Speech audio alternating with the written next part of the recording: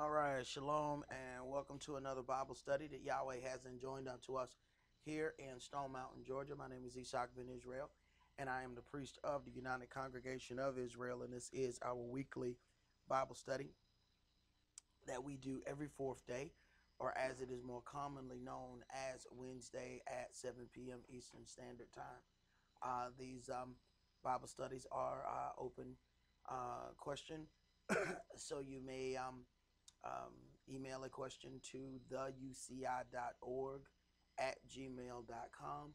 And if we don't get to it in this Bible study, then we'll get to it on the next.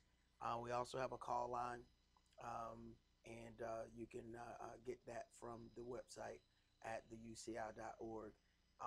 If in any case that there is a problem with the internet, y'all's will, the call line will still be up. Before we get started, let's begin with a prayer. So we're going to rise and face the east. And all males remove your head covering, and females always pray with their head covered. Abba Father, Most High Covenant Elohim of Abraham, Isaac, and Yaakov, we thank you, Yahweh, for giving us another opportunity to gather together and read out of this legacy that you have left unto us. We pray, Abba Father, that you would allow us to hear. We pray, Father, that you would open our ears and our minds and our spirits, Yahweh. For it is one thing for us to hear. It's something altogether different for us to take those things and let those things shape and mold our hearts and our minds and our spirits, and allowing those things to direct our steps. We pray, Father, that you would show us how to be obedient, excuse me, unto your word, that we may let this glorious word be a light and a lamp to direct our steps, that we may be able to see the way to go. We acknowledge our sins before you, Yahweh, for we have sinned against you greatly, being raised up in the daughter of Babylon, and it was the fault of our own people in us not walking in the righteousness of your word. And here we are being attacked all the day long because the adversary knows that our power is walking in your word. So a attempt is made daily to try and keep us from walking in this word. We pray, Father, that you would continue to strengthen us, that we would still be able to walk in your word even amongst the pressures of the daughter of Babylon. We also pray, Yahweh, that you would keep a hedge round about us and protect us, because the adversary, the devil, has great indignation with the children of Israel, knowing that we are the people that are set to glorify your holy name. And the tarnishing of us means the tarnishing of you. So we pray, Father, that you would keep these things before you, and remember that we are called by your holy name. We pray, Father, that you would allow your spirit of understanding to be with us on this night, that we may be able to hear what thus says the Spirit unto your holy servants. We ask these prayers not only for those that gather with us physically, but even those that gather by way of phones and by way of internet, those that gather out of a pure heart to serve you in truth and in spirit. In Yeshua HaMashiach's holy and divine name we pray. Amen and hallelujah. Amen.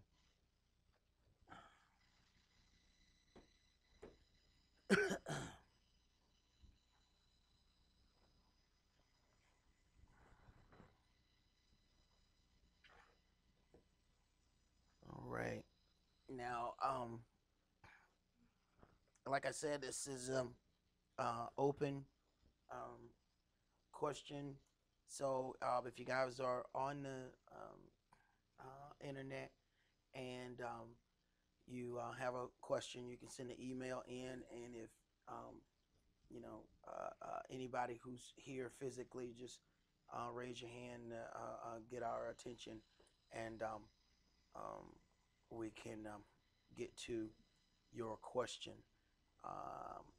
I want to start today in Joshua chapter 3.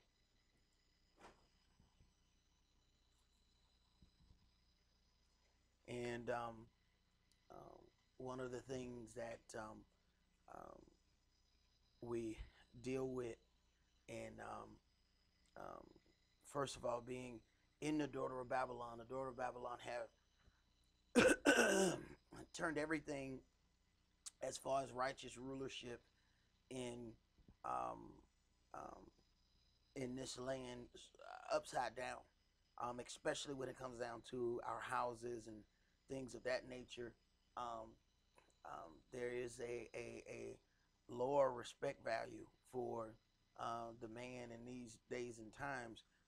But Israel, in general, have to sometimes feel like they need to respect or have a certain amount of admiration for something to even listen to it. And Yahweh understanding Israel, having told others that, hey, do not be afraid of the looks on their faces as he's sending them out, having to fight with Israel constantly in the wilderness to try and save them. He understands, a great deal about his people, Israel, and how we operate. So, coming from a situation of Moshe, and then still continually testing him, um, there was a certain power that needed to be shown with Joshua so that the people would learn to fear him or respect him, because the guy that was just before him was glowing.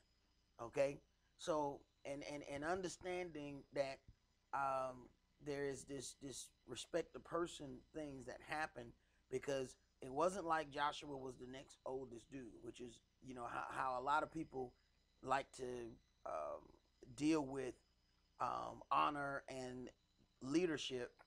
Um, they are kind of um, questionable about who they want to listen to. But Yahweh automatically sees that this is something that he needs to do for Joshua. Joshua chapter 3, and let's start that at verse 1. And Yahshua rose early in the morning, and they removed from Shittim and came to Jordan, he and all the children of Israel, and lodged there before they passed over. And it came to pass after 3 days that the officers went through the host. And they commanded the people, saying, when you see the ark of the covenant of Yahweh your Elohim, and the priests the Levites bearing it, then you shall remove from your place and go after it. First of all, setting how the honor of everything goes. And they commanded the people, saying, when you see the ark of the covenant of Yahweh, your Elohim, and the priests, the Levites, bearing it, then you shall remove from your place and go after it. So it shall be, when you talk about the ark of the covenant, this is this ark, this carefully crafted box to hold these things of Yahweh. When you talk about the place where Yahweh is going to commune with the children of Israel, it is also setting where the respect of the children of Israel is supposed to be placed. You follow the priests, who are then following Yahweh.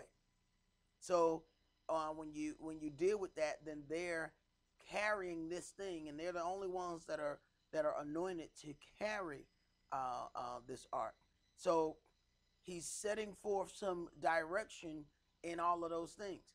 And if we let the covenant go before us, then our path would be lit because of that. So he's doing more than just y'all walk behind it.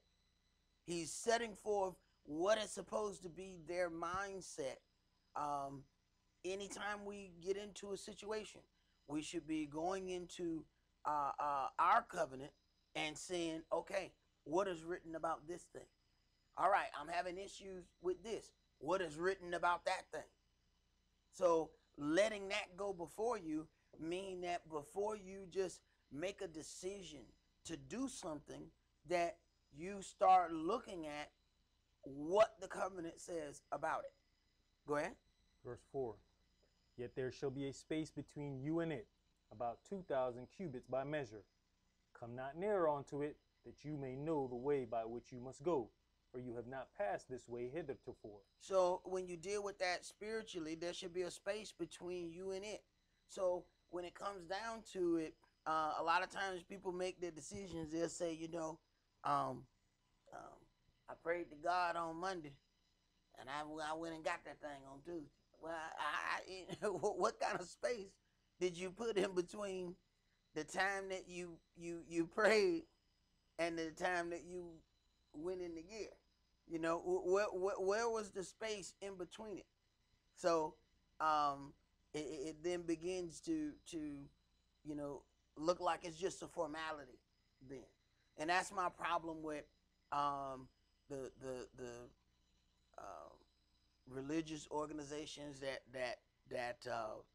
um, um, or the religions that say, hey, they pray 5 times a day, they do all of these things. You have to wonder what kind of pinpoint accuracy can you have if you're doing these things so many times a day.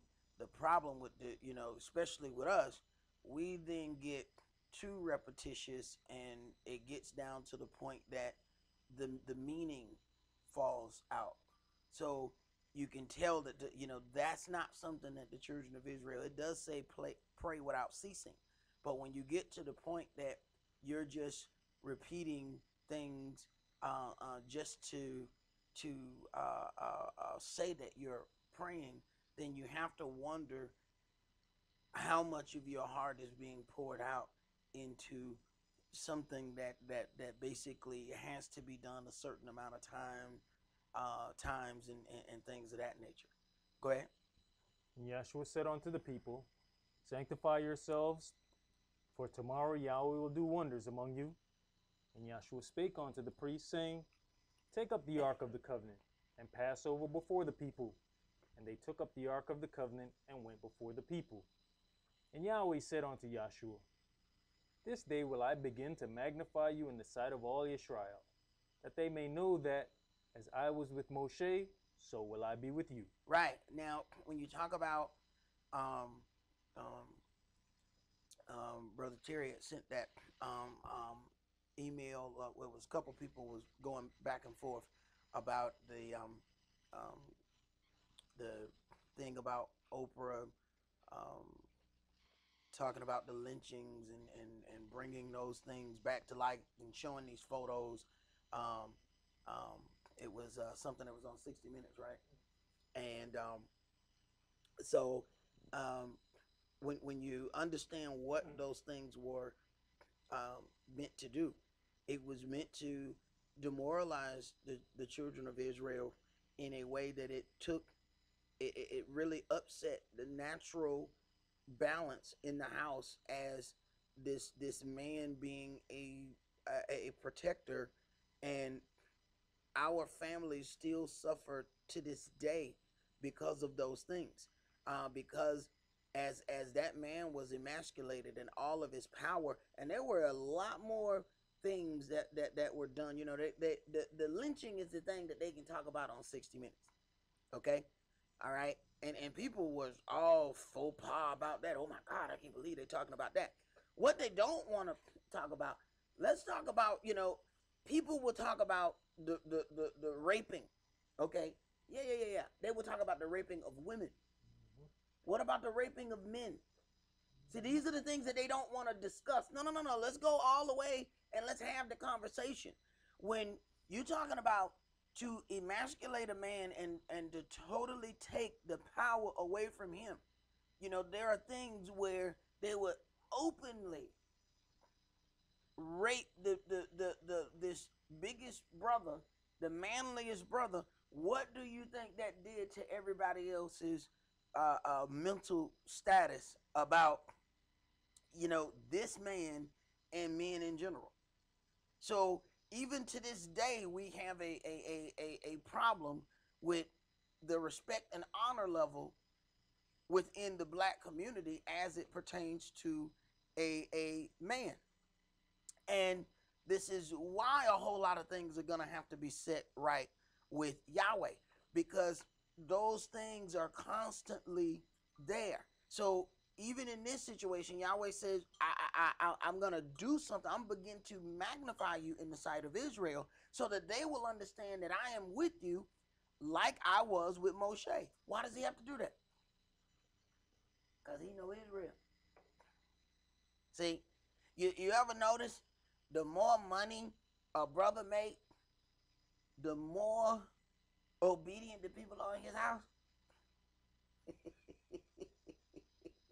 Let me tell you something. Broke brothers go through hell.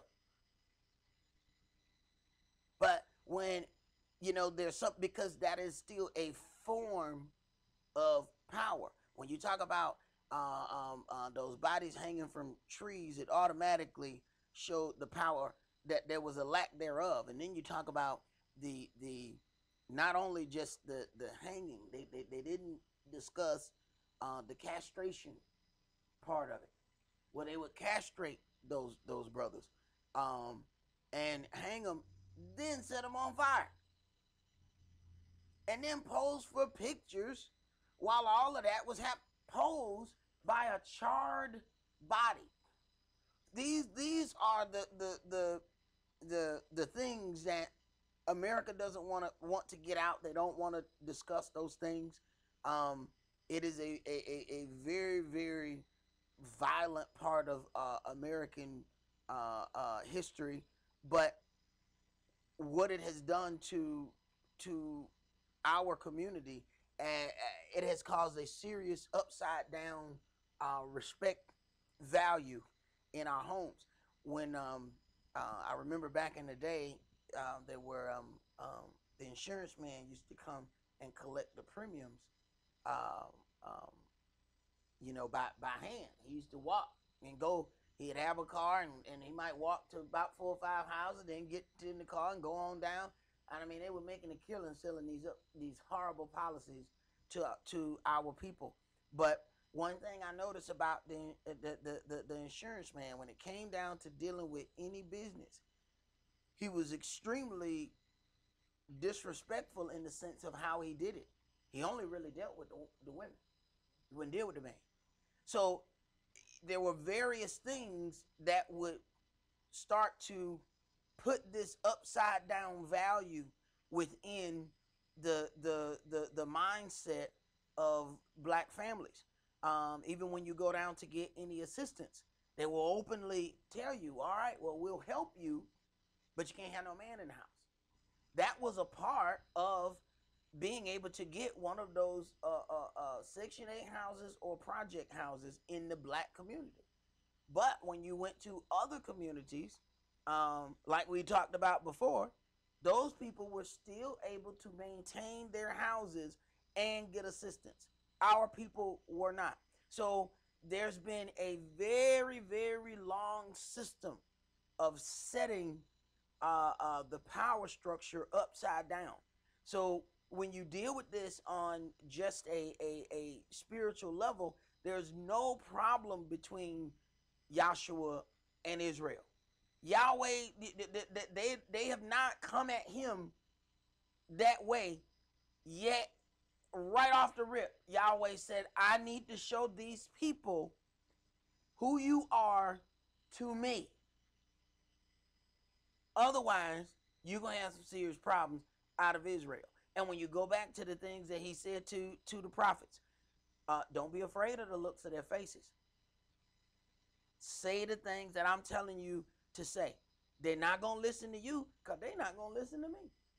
So Yahweh was already letting them know what the deal was. And Moshe had a lot of issues with the children of Israel. And we're talking about a man that eventually his face glowed because of spending so much time with the Spirit. And one thing you find,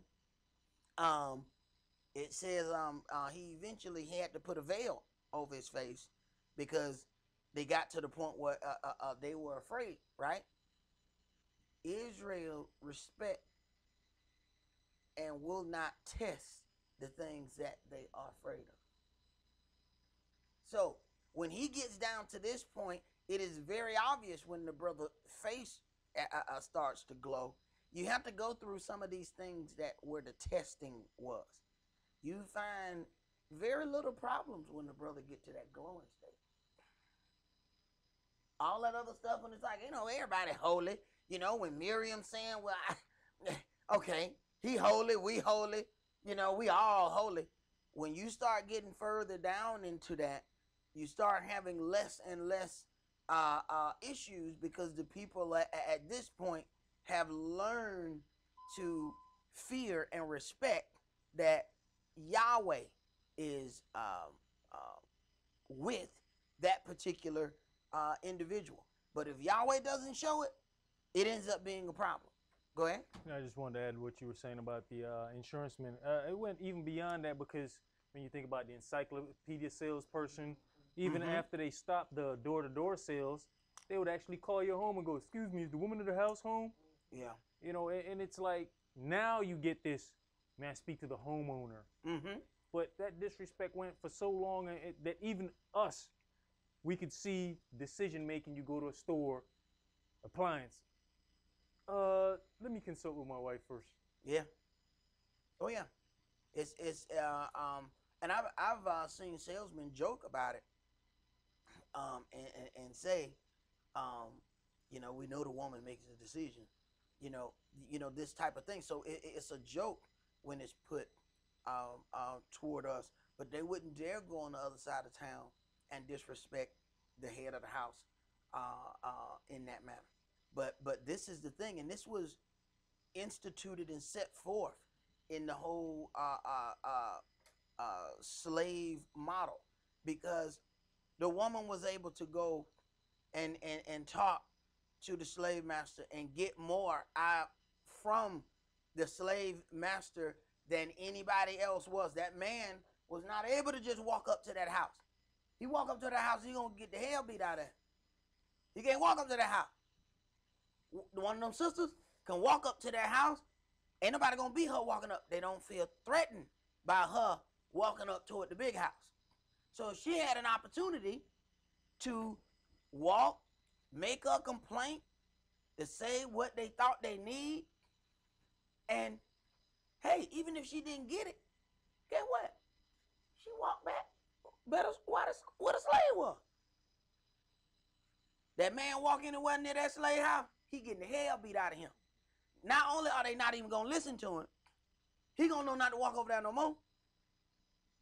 See, that's how you take care of that. So even the ones who were let close to the house, the men servants would eventually be the brighter skinned brothers who they felt like was less threatening. So you have to ask yourself, how did we get this narrative that's here today? They had the new black doll test. They had that old black doll test that they did in the 1940s or whatever that was. They did another one. CNN did one in like 2002. Same results as it was 60 years ago. And they asked black kids. And the black kids would always choose the darker the individual, the more evil, the more aggressive, and the uglier. Anything that was lighter was deemed nicer. It was deemed more attractive, So, and these were black kids. It's not like they went and got white kids and asked the white kids that. You have to then ask yourself, how did these black kids get that thought process at 5, 6, and 7 years old? Who? Ain't nobody came in your house and just taught that.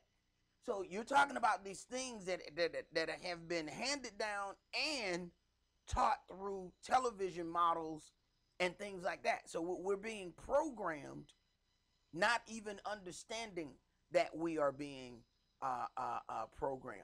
And it has seriously negatively affected our households. It has even affected the way our people do worship.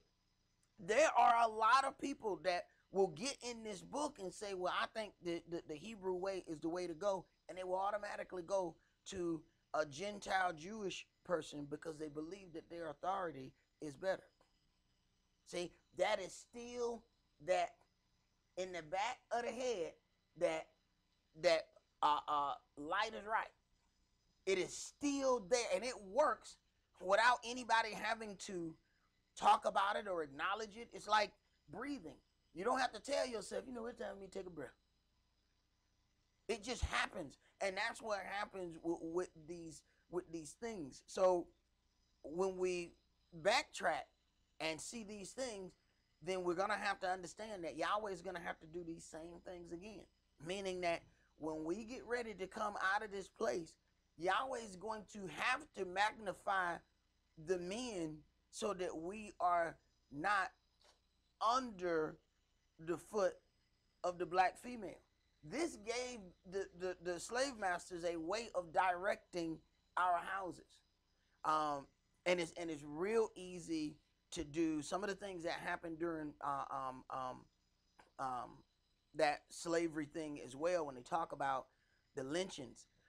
See, sometimes we get into one thing and they'll show us one thing, and we'll get so involved in that narrative that you don't understand that what they did was, all right, let's drop a few cookies so they don't find out we got this whole cake back there.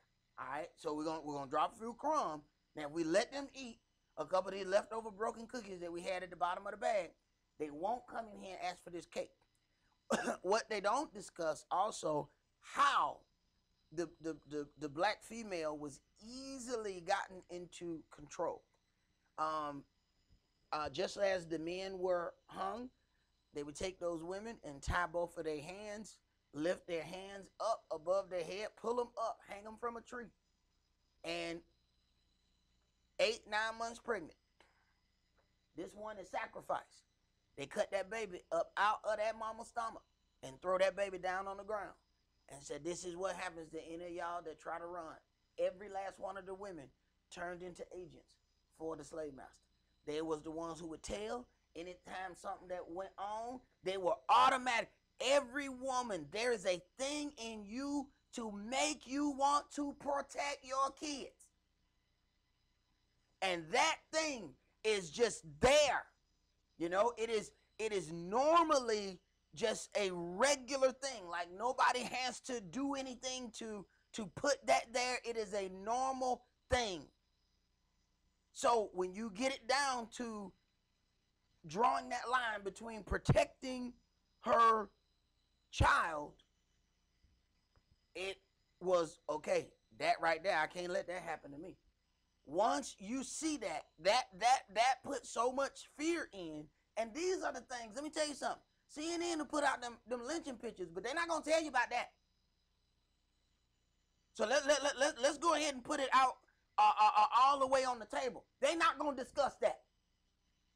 When those things get ready to get discussed, it's going to go off the air. That's going to be one of them off the air discussions. But there's a whole lot more things that could be brought to the table other than just lynching. And we know, even when you deal with old Roman thought process of how the older men were giving the young boys, you know, when you talk about even what happened at Penn State, how these football players, how it was in the whole setup, molestation all the way down.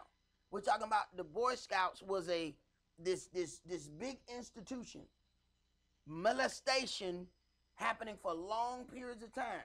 You have the Roman Catholic Church, one of the richest religions in the world, if not the constant source of molestation, and very few of them ever do any time whatsoever. So you take that and understand that that is a part of European history, the part of European makeup, to where the Trojan man, the whole thing about the Trojan is he was given a 12-year-old boy for him to train in war, but he was also allowed to molest and do whatever he wanted to that little boy. So the whole part of the condom commercial where they told us to be a Trojan man, the Trojan man was bisexual. The Trojan man, and the worst kind of bisexual, not like, you know, he was with a man and a woman. No. The worst kind. He was with a little boy. but use women to reproduce. That's the Trojan mindset. So when this thing was pushed out, this Trojan man, it was an insult, and we didn't even know that we were being insulted.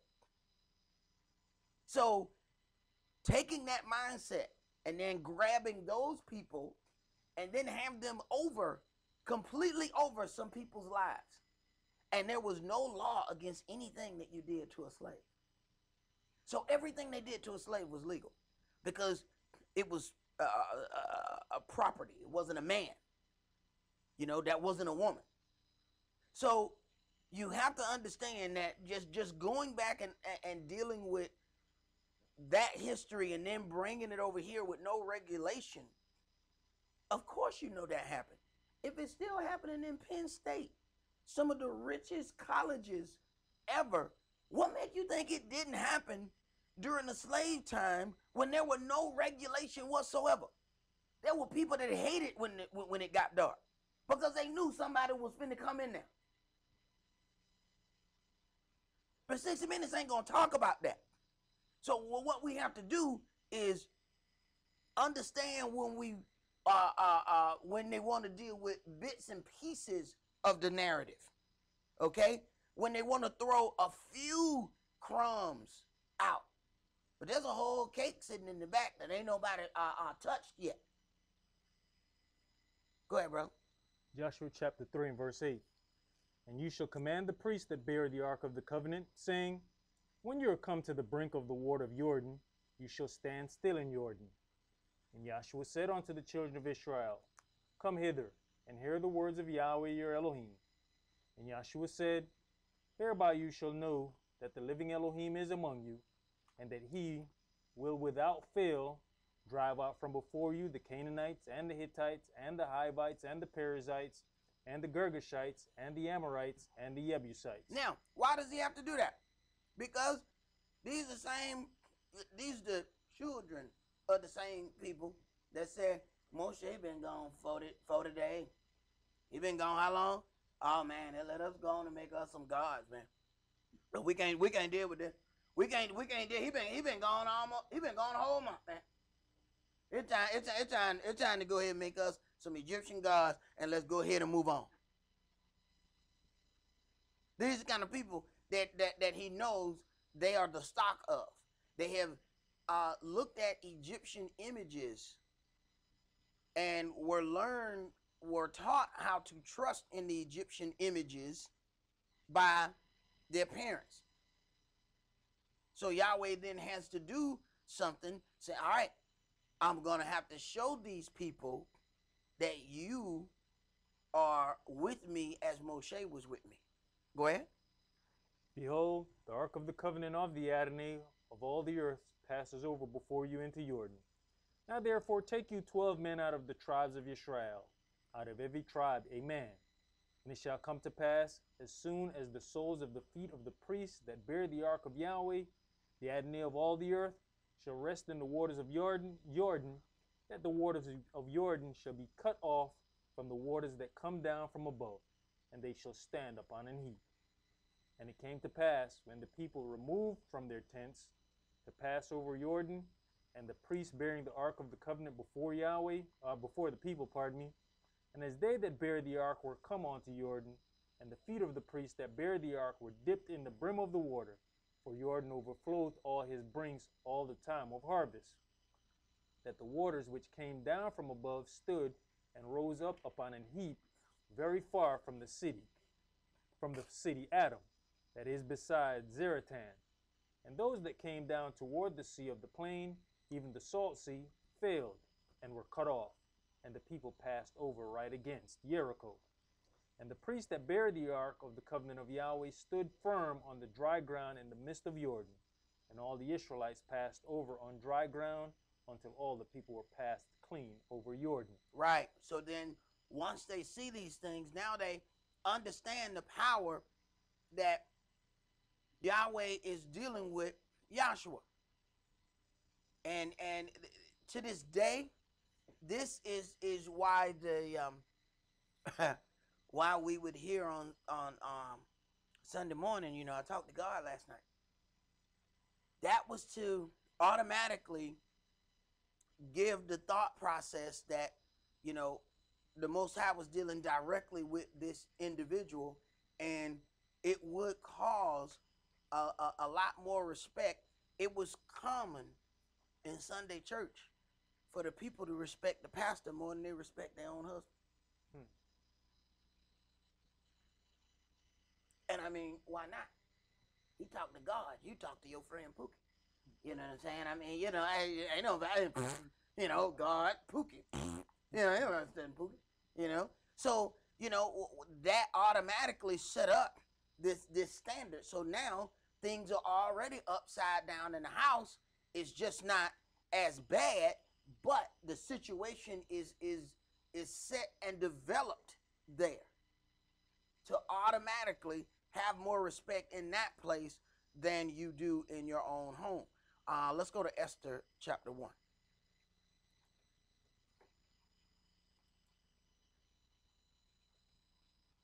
And it is utterly amazing. I would hear people, you know, talk about their pastors. Oh, and pastor said this, pastor said that. It's like a pastor and master. It was pretty much the same thing there. And then you get to the point where, okay, well, what does the Bible say? So it was automatically this this exaltation of something, and it was self-done when you look at it. It was self-done in the fact that it was him that was reporting that he talked to God. You didn't see him talk to God. God didn't ever talk on Sunday morning. Yet, he always talked to him, but he talked to him in some other time. Yahweh said, I'm going to show these people in front of these people that I'm with you. See, the Sunday morning thing was always him telling us about it, but it happened on Wednesday when wasn't none of us around. You know, that's not the case here. These things are happening in their presence. See, there's sometimes that we don't slow down things, you know, enough that we can pick out, wait a minute, something ain't quite right there. Why are you doing all this stuff privately with you? Why you don't know? When Yahshua came and healed the people, did he take them to the room, heal them, and then send them out the back door? No, he healed those people in front of people, right? How is it that every time we hear or we see something, and it is amazing when you talk about, I used to, back in the days, I stopped watching BET in the middle of the night because it would tick me off. Because you would see these old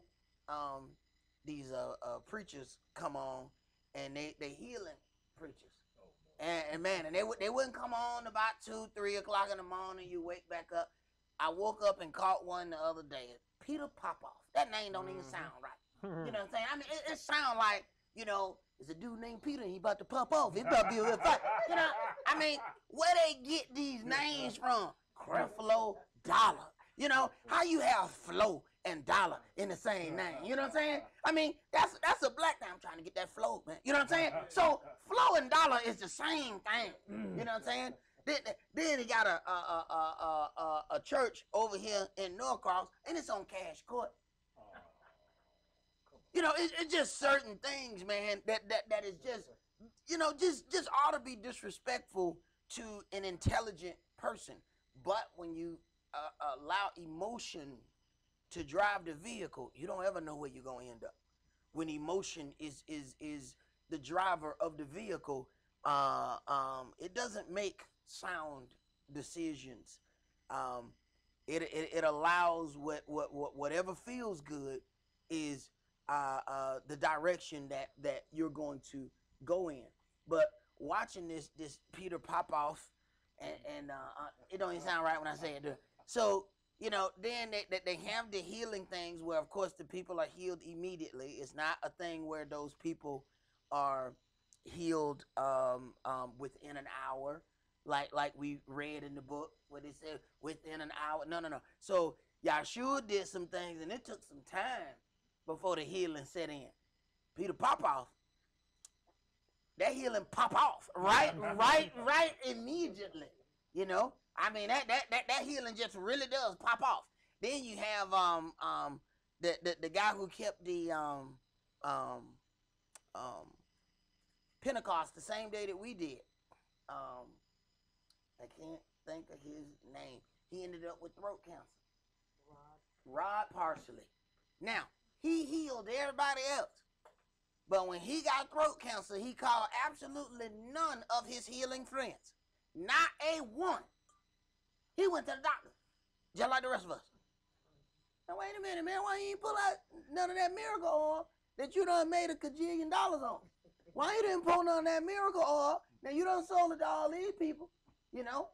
And what's amazing when it comes down to that, those very places or those very households where they're dumping this money behind these people, their houses are upside down, and the respect factor, there is more respect of this man that says he is taught to God, yet nobody has seen any evidence of anything. So Yahweh says, I'm going to show you that these people will know that I am with you. He didn't have to go and tell the story himself. So there's something wrong. Whenever you got to be the one to say the good things about you, it's questionable about your good things. I ain't supposed to be the one talking about me. Well, I did such and such. Now somebody else supposed to tell you that. It ain't supposed to be me. Esther chapter 1, and let's start that at verse 1. Now it came to pass in the days of Ahasuerus, this is Ahasuerus, which reigned from India even unto Ethiopia, over 127 provinces, that in those days, when the king Ahasuerus sat on the throne of his kingdom, which was in Shushan, the palace, in the 3rd year of his reign, he made a feast unto all his princes and his servants, the power of Persia and Media, the nobles and princes of the provinces, being before him. When he showed the riches of his glorious kingdom and the honor of his excellent majesty many days, even 180 days, and when these days were expired, the king made a feast unto all the people that were present in Shushan the palace, both unto great and small, 7 days, in the court of the garden of the king's palace, where were white, green, and blue hangings, fastened with cords of fine linen and purple to silver rings and pillars of marbles. The beds were of gold and silver, upon a pavement of red, and blue, and white, and black marble. And they gave them drink in vessels of gold, the vessels being diverse one from another, and royal wine in abundance, according to the state of the king. And in the drinking was according to the law. None did compel, for so the king had appointed to all the officers of his house that they should do according to every man's pleasure. Right. So you had the consent of the king. Go ahead. Also Vashti the queen made a feast for the women in the royal house which belonged to King Ahasuerus. On the 7th day, when the heart of the king was merry with wine, he commanded Mehuman, Biztha, Harbona, Bigtha, and Abagatha, Zithar, and Carcass, the 7 chamberlains that served in the presence of Ahasuerus the king. Right. So they having parties that last a week. But that's what happened when you rich, you got money like that. You have substance. You can do all of those things. Go ahead. To bring Vashti the queen before the king with the crown royal, to show the people and the princes her beauty, for she was fair to look on. But the queen Vashti refused to come at the king's commandment by his chamberlain. So she got her own thing going on. She's going to have her own banquet for the women, and now it's in his house, but she's I don't want to deal with you. What you want me to do? What for? What? So now he can provide a house for her, but he bothereth her when he calls her to come and be present at this place. Oh, why you bothereth me?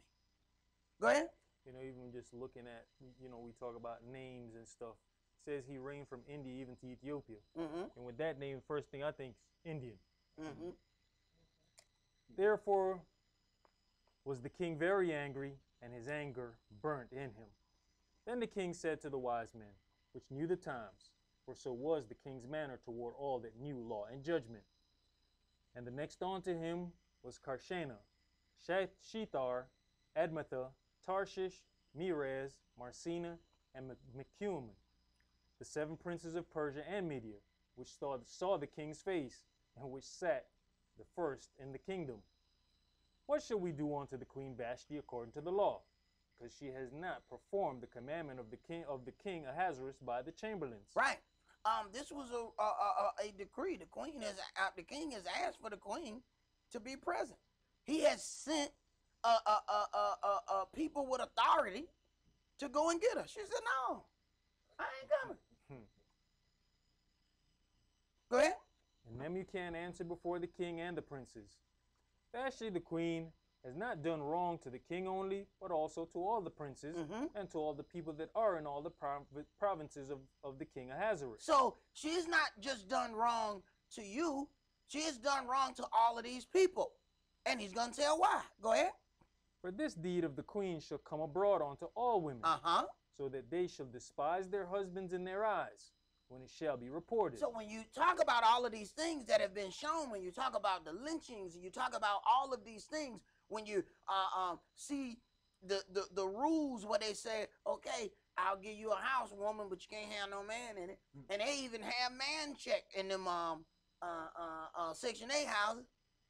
They come there and look for big shoes. Who wear it? Who wearing this 11.5 up in here? Hey, you better get that leg. You look up and your woman done threw your shoes out the window. I ain't no 11.5 in here. It's just one of them. I use that one to kill roaches. Yeah. Wow. That deep, folks. See, but if they put her in jeopardy of losing her place, you know, it automatically, the worth of that man goes down. I can get more help without you.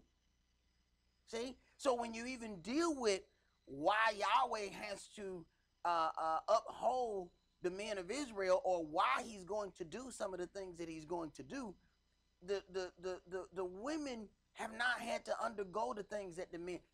A woman can get 5 women can get together and go walk down to that corner store and not have a problem. 5 brothers get together and walk there. Woo! I got a 15 on 25 on a 74. Over. I hear all on the walking, talking. Over. I got a 387 in progress. Wait a minute, man. What? So now everybody got to pull out ID. Them sisters was able to go do whatever they want, and they went in the same pack that we went in. See? And that thing lessens per group. Group of white boys can go to the store and not get stopped. Group of Indians can walk to the store and not get stopped. Group of brothers, it's going to be an issue. Well, and so subconsciously, this is the thing that is inputted into the brains and the mindsets of our people, and we do it to one another. So this mindset is there, and people don't understand that. This is why when you go back and read about Abraham, he said, "Hey, don't let my son marry now one of these women over here. Go back to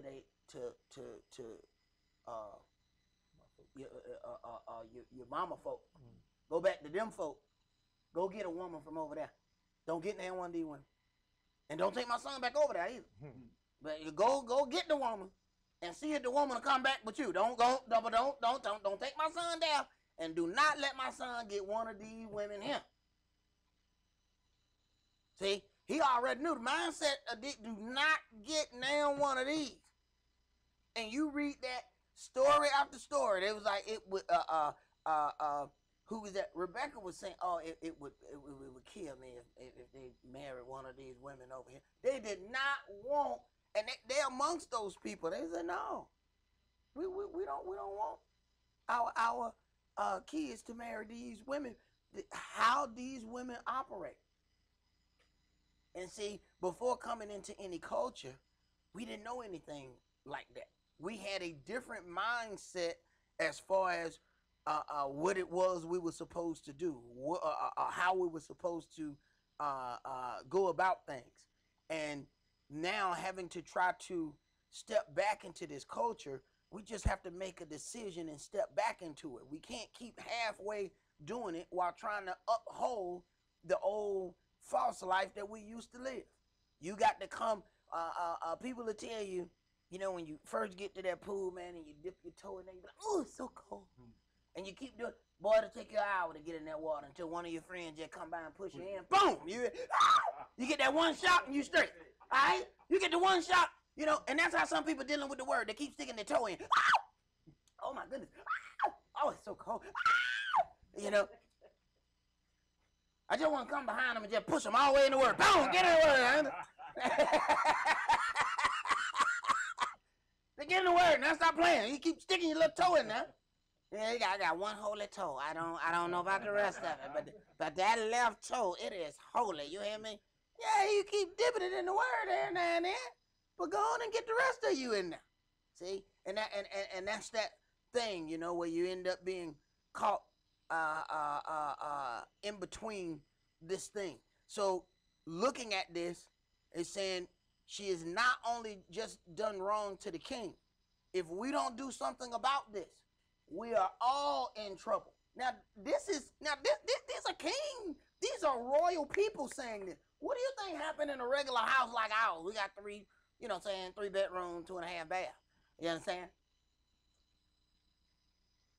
Got an old Honda and a new Toyota. What you think we gonna go through? Go ahead. Well, like he said, when this is noised abroad, I mean, they were dealing it back then. We still dealing it because now it noise abroad even quicker. You pick up that phone. Yeah, girl, he gone. And then it spread from house to house. Don't nobody use phone no more. These kids don't talk.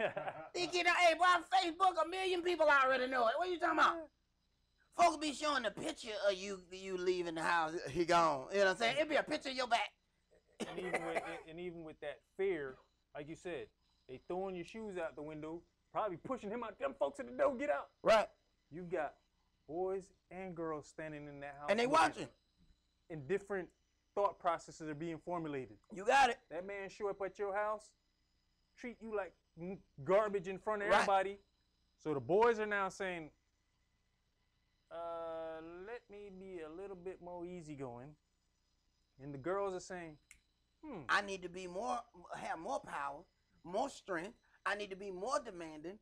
And some of the men will end up taking on the thought process of, I don't even want to be around. So I just need to stick and move. I just need to Muhammad Ali this thing, stick and move. That's all I need to do.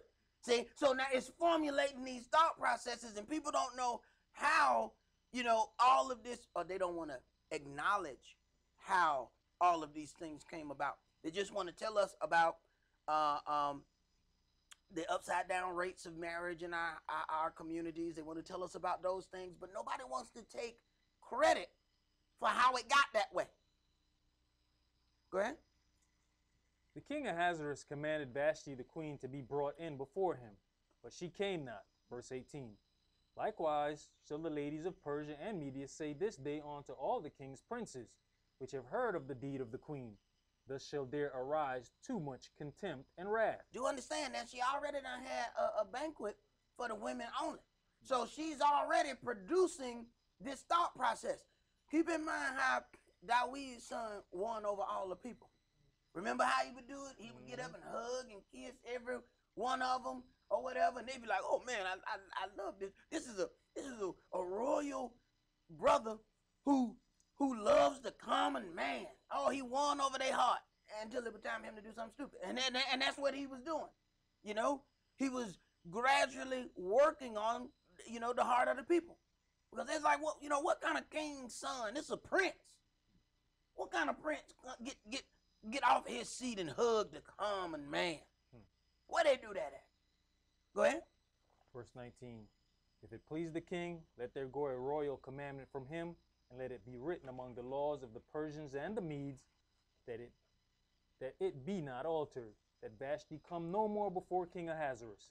and let the king give her royal estate unto another that is better than she. Mm-hmm. And when the king's decree, which he shall make, shall be published throughout all his empire. Now, let the king give her royal estate. She got her own stuff. All right. Let the king give her royal estate unto another that is better than she. Not better looking than she. Better acting than she. See? A lot of times we be looking at the wrong thing. No. She knows how. One who can carry herself like a queen. So we want to be treated like a queen, but we want to act like filthy peasants. Treat me like a queen. Well, I'm gonna need you to act a little bit more like a queen instead of a filthy peasant. Then we can deal with a little bit more of this queen stuff. Go ahead. And when the king's decree, which he shall make, shall be published throughout all his empire, for it is great, all the wives shall give to their husbands honor, both the great and small. Mm-hmm. And the saying pleased the king and the princes. And the king did according to the word of Nemuchadnezzar, for he sent letters into all the king's provinces, into every province according to the writing thereof. Now, he said, all the wives shall give honor to their husbands, give their husbands honor both to great and small. See, this thing was going to affect everyone because of the level in which how it was done. You know, this man, if this woman don't have to respect the king, I mean, and consider, we know how our people act. You know, brother asked, you know, you can make me a plate. You ain't no king of hustlers. You supposed to be. You making you no play. Vashti didn't make him no play. I ain't making you no play. Go ahead. And to every people after their language, that every man should bear rule in his own house, and that it should be published according to the language of every people. Keep going. After these things, when the anger of King Ahasuerus was appeased, he remembered Vashti, and what she had done, and what was decreed against her. Then said the king's servants and that ministered unto him, let there be fair young virgins sought for the king. And let the king appoint officers in all the provinces of his kingdom, that they may gather together all the fair young virgins unto Shushan the palace, to the house of the women, unto the custody of Higi the king's chamberlain, keeper of the women, and let their things for purification be given them. And let the maiden which pleased the king be queen instead of Vashti. And the thing pleased the king, and he did so. Now in Shushan the palace there was a certain Yehudi, whose name was Mordecai, the son of Yair, the son of Shimei, the son of Kish, a Benjamite, who had been carried away from Jerusalem with the captivity which had been carried away with Jehoiakim, king of Yehuda, whom Nebuchadnezzar, the king of Babylon, had carried away. And he brought up Hadassah, that is, Esther, his uncle's daughter. Now, so, and he brought up Hadassah. Hadassah is a real name. Mm-hmm. That is Esther. So, you know, there's this thing between the Hebrew name and the slave name. And you read in this book, you see the same thing. And they probably talk to each other a lot of times the same thing and be like, oh no, my slave name is such and such. Daniel, all up, they had slave names. They had their real name, they had slave name. And this is that thing I tell people when they're coming in the word, you want to do some research on some names instead of, you know, just throwing some things together. You might find later on you don't like what that means. You know what I'm saying? You don't just put a bunch of Hebrew words in a blender and see what come out, you know. Just blend that thing and, shimmy, shimmy, yah. Well, who is shimmy, shimmy, yah? Right, and you know, throw Yahweh on the end of the slave name or the beginning of the slave. You have to understand that even a new beginning, these names, all Hebrew names have a definition. They mean something, because being the descendants of slaves, the slaves didn't understand any of that. They just dealt with, you know, the things that were given unto them. So then as we got more into having our own power and understanding, then we just even did names according to, what we thought was pretty or something like that. When you get down into a lot of these names are saying something about Yah. These names end in Yah or end in El. It is a statement about Elohim. And that it really makes a name powerful, that is not just something that we thought was pretty. We've already lived that life. We can't continue to do that. Go ahead. It's like you even saying doing the research, because you probably see Hadassah one time. Yeah, but I think so. You hear everybody come up with the Esther. Esther's Esther. Like, excuse me, did you really do your research and realize that that's not the name you wanted to choose? It's like even Moshe. I'm Moshe. Do you realize that really wasn't his Hebrew name? That's not a Hebrew name. Bottom line, he was raised by Pharaoh. He was named by Pharaoh's daughter. So, no, a lot of times, people don't look at that. They just open the Bible and see, and Esther is the one that you're going to see over and over and over and over and over again. Just like you talk about Shlomo. Mm-hmm. That ain't his name. You see it one time. His name, Yedidiah. Shlomo is what the people call, his name is Yedidiah. Try to find that. One time. But you see all the time, Shlomo. And when people name themselves, they want to do Shlomo. Yahweh called him Yedidiah. Go ahead. For she had neither father nor mother, and the maid was fair and beautiful, whom Mordecai, when her father and mother were dead, took for his own daughter.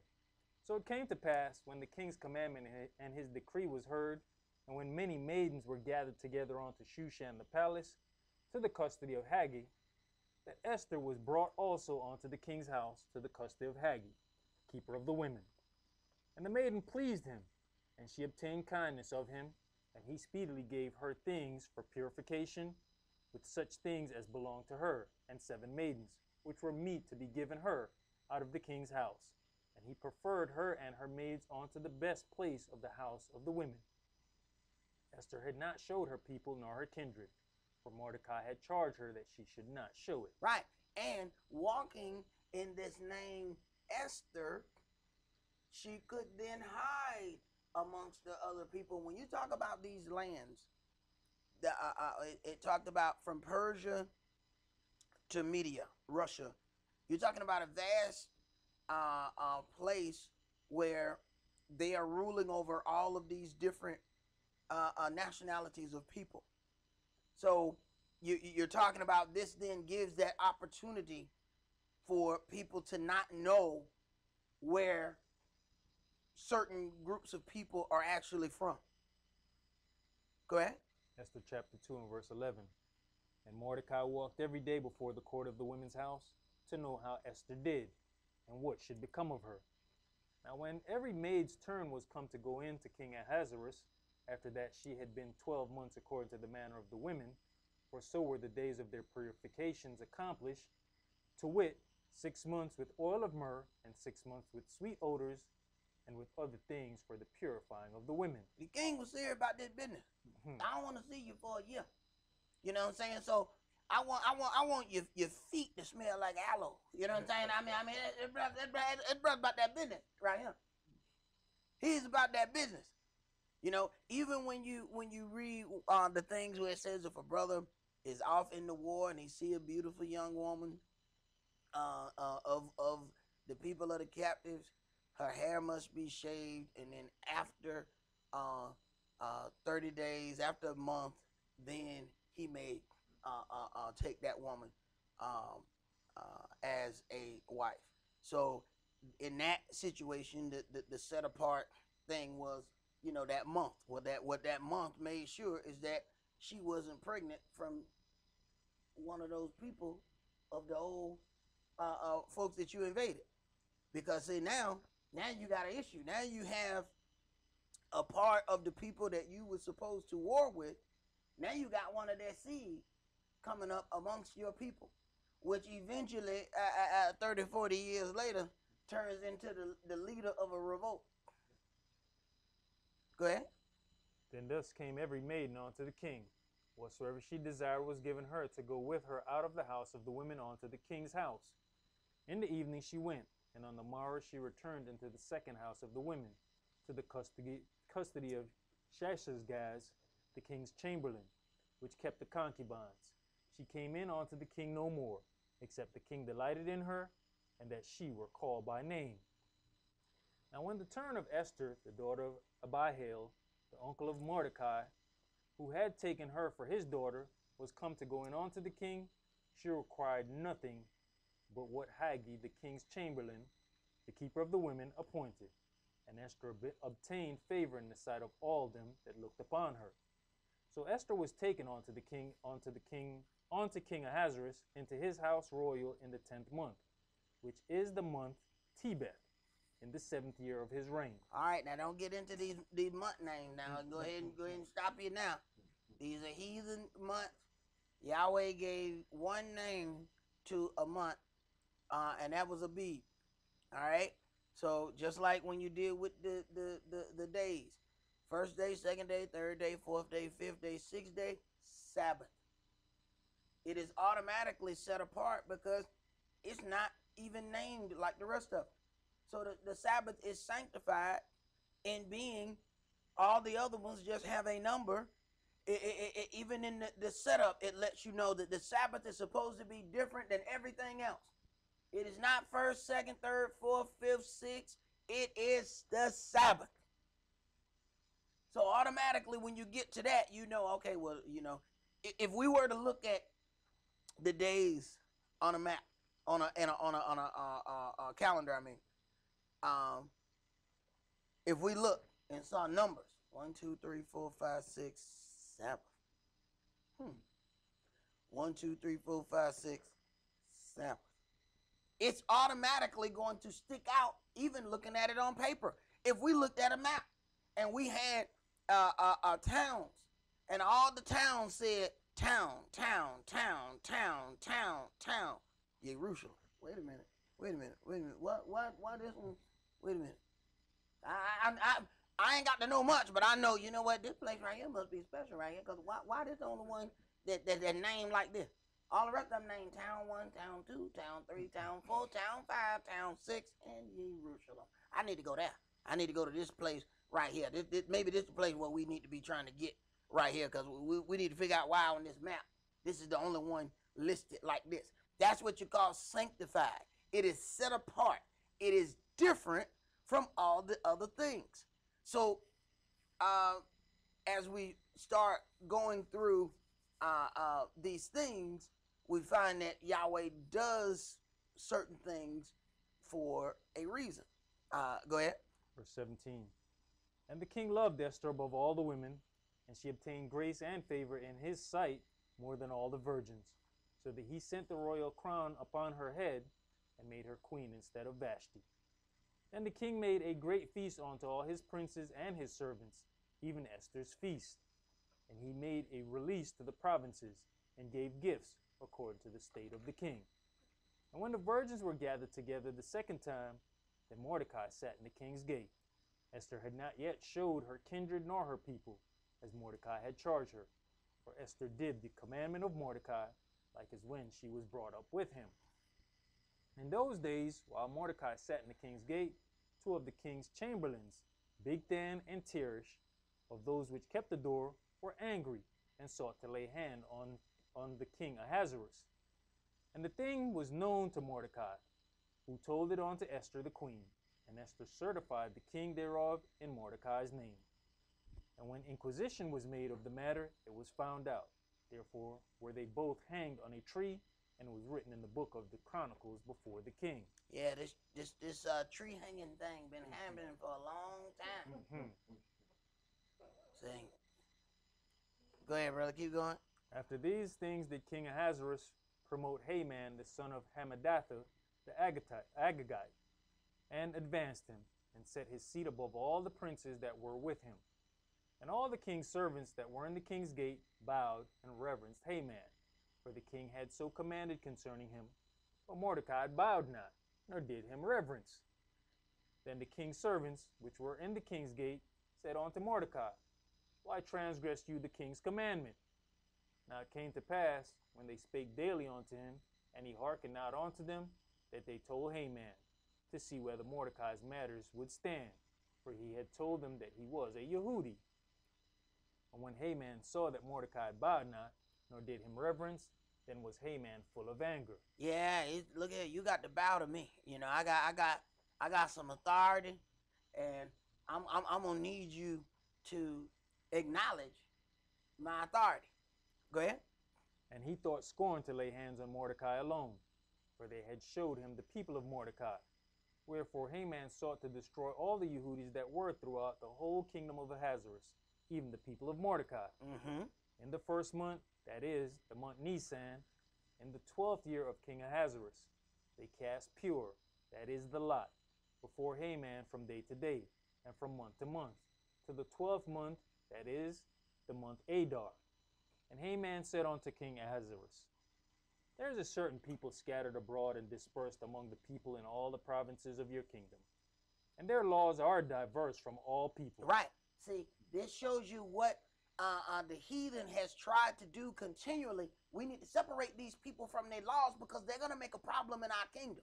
See, here it is. You know, we trying to offer up some things to idols, and then they got these little funny things. They don't like images, you know. Here it is. We trying to feast on this pig. We got to look at this pretty pig. We got the big old apple sticking in his mouth. You know what I'm saying? Got the pineapple, you know what I'm saying, hanging over his eyes. You see that? You see that? It looked like he got on shades or something. You see it? Look how beautiful this pig is. These people won't eat the pig. These people are causing a problem. We don't like these people. They got diverse laws, man. They things are strange. We are trying to keep our kingdom running smoothly, and we can't do it as long as these people keep talking about their little laws, and then other people start listening to them. Go ahead. Neither keep they the king's laws. Therefore it is not for the king's profit to suffer them. If it please the king, let it be written that they may be destroyed. And I'll pay 10,000 talents of silver to the hands of those that have the charge of the business, to bring it into the king's treasuries. So now, being angry with one man, now he done put a price on the head of all the people. Go ahead, brother. We got a question. Go ahead. Well, no, I was just going to mention that, you know, in verse 1, we talk about Haman being Agagite, meaning he was a descendant of Agag. And if you remember that story, they were supposed to kill all the descendants of Agag. One of them got away. When you read these things, you find out Yahweh leave a situation for your punishment if you don't do what you're supposed to do. And that little thing will burn out if you do what you're supposed to do. If not, one gonna escape and come back and be a problem 30, 40 years later. Go ahead. That first decree was done with Saul, right? From way back then. Oh yeah. Hey, as long as you do what you're supposed to do, a lot of times you don't have those issues. But you find them ones that escape, you'll read a name and you'll come back and be like, man, was this? Just that quick. And even when you talk about what happened with Slow-Mo, how he ended up raising up some other things to come against his folks for things that he had done. Go ahead. Well, you know, Agag was an Amalekite, which was a descendant of Esau, the Edomite. Everywhere we got problems, you look back, you gonna. So if you trying to pick that out, you gonna be pretty busy. You ain't getting no sleep tonight. I can tell you that now.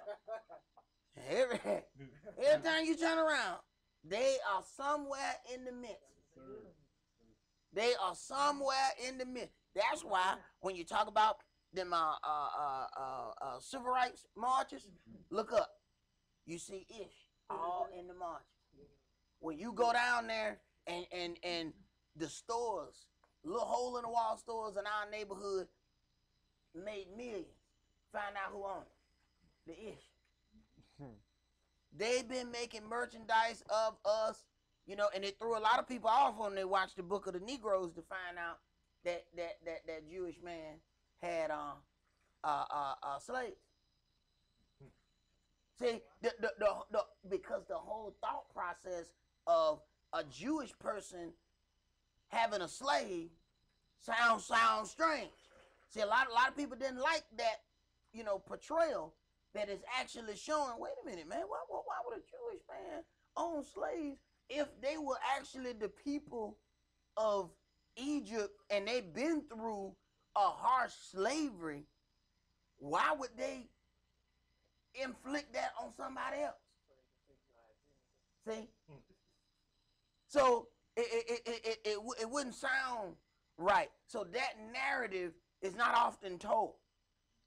Go ahead. You know, it goes right back to what you were saying earlier of them always being there and we not doing stuff. Because what did Dawid's trouble run into? Doeg was there. Yeah. So what was Doeg doing with slow-mo? Hey. What was he doing? He was was Saul, I mean. Yeah. It's like, yeah, I saw him. It's Yeah. like I knew when he saw me. That Right. Right. When I saw him, I knew I was gonna have trouble. But see, they always there. I'm telling you, if you're trying to go and pick these out of the book, I'm telling you, you're gonna have a hard time. Cause I'm telling you, everywhere it's a mess. They sitting there because in their mind, they're trying to steal back that birthright that was never theirs to start with. Yahweh had already said, the elder shall serve the younger. You know, it's gonna be two manner of people in your that proceed out of your womb. Two different kinds of people. These people are not the same, and the elder is going to serve the younger. So then when it comes down to it, how that ended up happening though was the strange part. Because in that situation, Rebecca ended up being the one to orchestrate how the blessings were done. There's always that question there of why did he not deal with Esaac in that area? As far as saying, you know, was it a situation where he was so into the culture of, you know, because, you know, this was just the way the culture was. The firstborn got a double portion. Was he so into that? And was he more into physical things? Because you have to then ask yourself this. The other one was more of a manly man. Because it said he was red and hairy all over. He was a man. He was a hunter. He did outside things. She said the other one was a plain man. He dwelt in tents. So he would have been the kid on the computer. You know what I'm saying? You know. So you know it's rather interesting that, you know, one of them loved one kid, the other one, you know, had love for another kid. So you have a division in the middle of this house based on the kids. So it's very, very interesting how that ended up playing out. Go ahead, brother. Esther chapter 3 and verse 10. And the king took his ring from his hand and gave it unto Haman, the son of Hammedatha, the Agagite, the Yehudi's enemy. And the king said unto Haman, the silver is given to you, the people also, to do with them as it seems good to you. Then were the king's scribes called on the 13th day of the first month, and there was written according to all that Haman had commanded unto the king's lieutenants, and to the governors that were over every province, and to the rulers of every people of every province, according to the writing thereof, and to every people after their language. In the name of King Ahasuerus was it written, and sealed with the king's ring. And the letters were sent by post into all the king's provinces, to destroy, to kill, and to cause to perish all Yehudis, both young and old, little children and women, in one day, even upon the 13th day of the 12th month, which is the month Adar, and to take the spoil of them for a prey. Now, if you remember it says that these were called the days of Purim, right? This is that Jewish holiday of Purim that they keep, and you know, I don't have no parts of it, but you'll understand why the Ish have to. This is a very strong day for them. See, and you understand why it's a strong day for them as you get into that. Understand that they're in a mix among people. They're circled around people within this. See, to us, this is just an event that we had to, you know, make it through, that Yahweh brought us through. But to people who find themselves in a situation surrounded by people who believe that they are imposters, this day is going to be very important because it's something that ended up happening during that time in that day. Go ahead. The copy of the writing for a commandment to be given into every province was published unto all people, that they should be ready against that day. The post went out, being hastened by the king's commandment, and the decree was given in Shushan the palace. And the king and Haman sat down to drink, but the city Shushan was perplexed. When Mordecai perceived all that was done, Mordecai rent his clothes, and put on sackcloth with ashes, and went out into the midst of the city, and cried with a loud and bitter cry, and came even before the king's gate, for none might enter into the king's gate clothed with sackcloth. And in every province, whithersoever the king's commandment and his decree came, there was great mourning among the Yehudis, and fasting, and weeping, and wailing, and many lay in sackcloth and ashes. Right. So they're hoping that Yahweh will hear them by fasting and weeping and wailing, putting on sackcloth. Sackcloth is the most uncomfortable thing you can put on your body. It is basically a burlap sack that you carry potatoes in. So you go from one thing saying, okay, a rich person clothes themselves in silk and linen. These are things that feel good against the body. Burlap feel like you have been punished. Go ahead.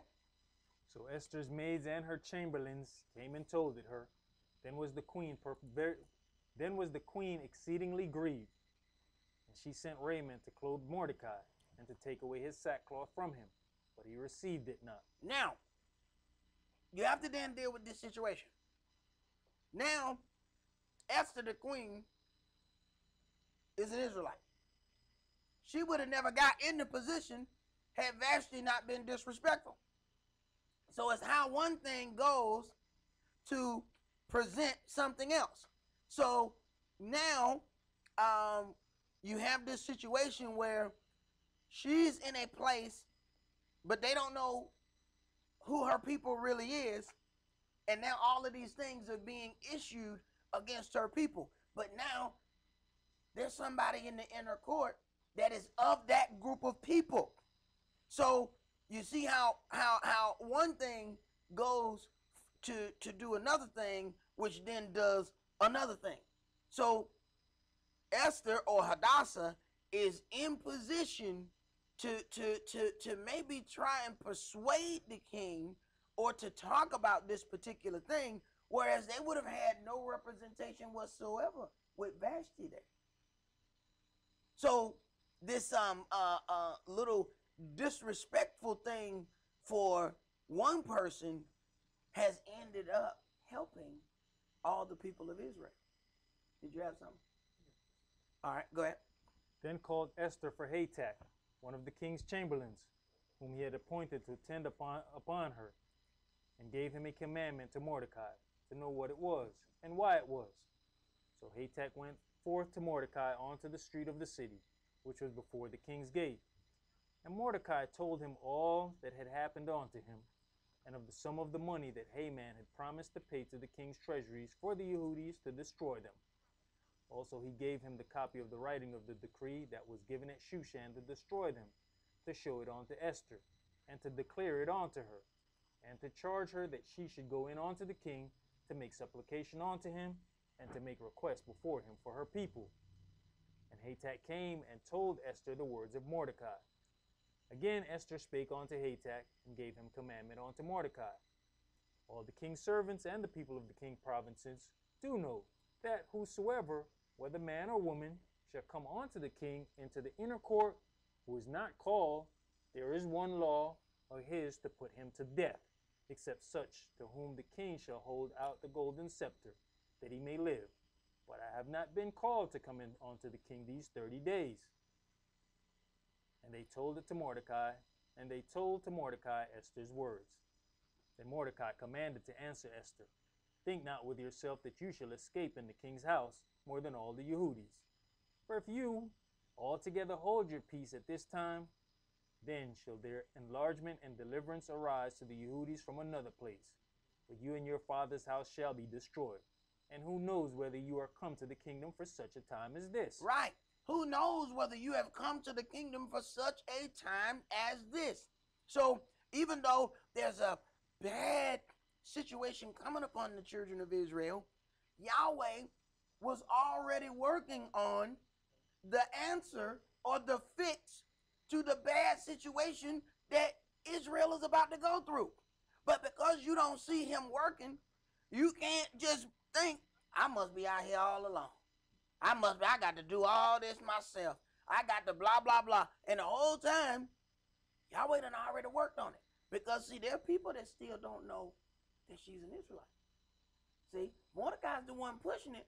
All the rest of the people mourning. The only two insiders are these two. See? But to everybody else, it looked like, man, we about to die on the 13th. We pretty much dead.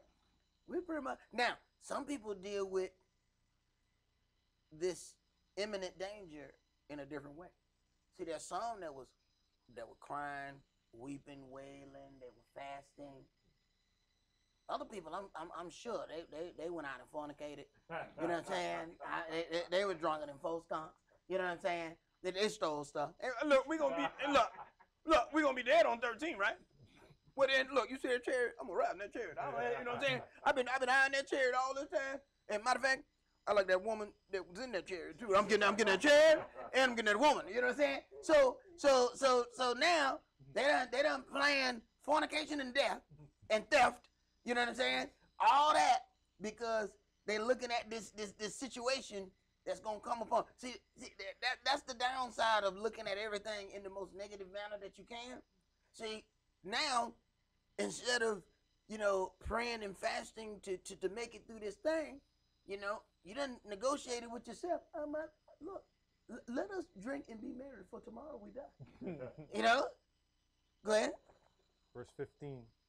Then Esther bade them return Mordecai this answer. Go gather together all the Yehudis that are present in Shushan, and fast you for me, and neither eat nor drink 3 days, night or day. I also and my maidens will fast likewise, and so will I go in unto the king, which is not according to the law. And if I perish, I perish. So Mordecai went his way and did according to all that Esther had commanded him. Now it came to pass on the 3rd day that Esther put on her royal apparel and stood in the inner court of the king's house, over against the king's house. And the king sat upon his royal throne in the royal house, over against the gate of the house. Right. Just as we sanctify ourselves against the 3rd day, she has prepared, for this thing that she's about to do, hoping that the Spirit will direct her in dealing with this thing, so that she's not alone. And then she didn't fast alone. Go ahead. And it was so, when the king saw Esther the queen standing in the court, that she obtained favor in his sight. And the king held out to Esther the golden scepter that was in his hand. So Esther drew near and touched the top of the scepter.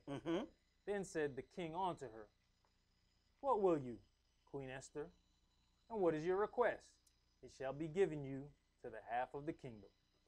And Esther answered, If it seem good unto the king, let the king and Haman come this day unto the banquet that I have prepared for him. Okay, just a note. Never agree to anything before you know what it is. It's not a good practice. When somebody said, "Will you do me a favor?" Yeah, what is it? You just say yeah, and then say what is it? It's real bad practice. Real bad practice. Go ahead. Then the king said, Cause Haman to make haste, that he may do as Esther has said. So the king and Haman came to the banquet that Esther had prepared. And the king said unto Esther at the banquet of wine, What is your petition? And it shall be granted you. And what is your request?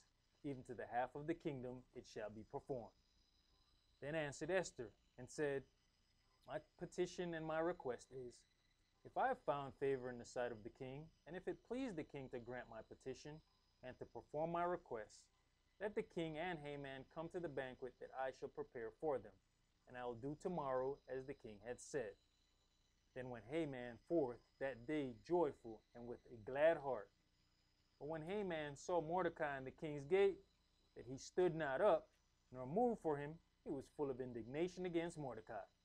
Nevertheless, Haman refrained himself, and when he came home, he sent and called for his friends and Zeresh his wife.